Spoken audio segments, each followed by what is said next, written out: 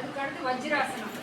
அதே மாதிரி நீங்கள் வந்து எப்போவுமே வந்து சாப்பிட்டதுக்கு அப்புறம் சார் உங்களுக்கு வந்து டெய்லி சாப்பிட்டு ஃபஸ்ட் கிளாஸ் வருவாங்க அவங்களுக்கு வந்து ஒரு 25-30 பவுண்ட் வஜ்ராசனம்.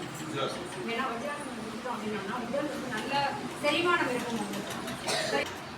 நீங்கள் எப்பெல்லாம் கீழே உட்காடுறீங்களோ அப்போ இந்த ஆசனத்தில் உட்காருங்க. ஏன்னா நீங்கள் இப்படி உட்காடுறப்ப மேலே இருக்கிற ரத்த ஓட்டம் வந்து வயிறுக்கு வந்துடும்.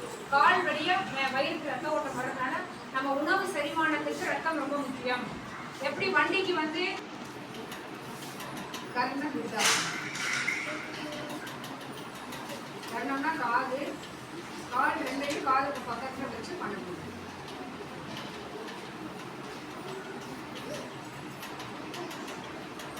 இவங்களும் அந்த சக்சஸ் பண்ணியிருக்காங்கல்ல, இந்த சக்சஸோட இவங்களும் அந்த ஊழியத்துக்கு போயிருக்காங்க.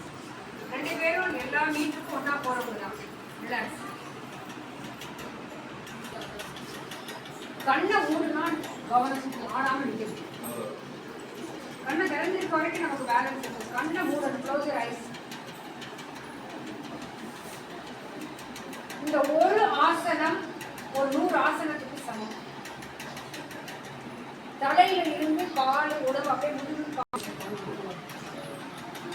இந்த பேர் விருட்சாசனம். விருட்சம்னா ட்ரீ, மரம் மாதிரி ஆடாம அசையாம அப்படியே நிக்கணும் 1 நிமிஷம். இது காம்படிஷன் வீக்லி ஒன்ஸ் காம்படிஷன் வச்சு அது ஃபர்ஸ்ட் செகண்ட் தேர்ட் வந்து ஒரு க்ளோஸ் யுவர் ஐஸ் அப்படியே உட்கார்ந்து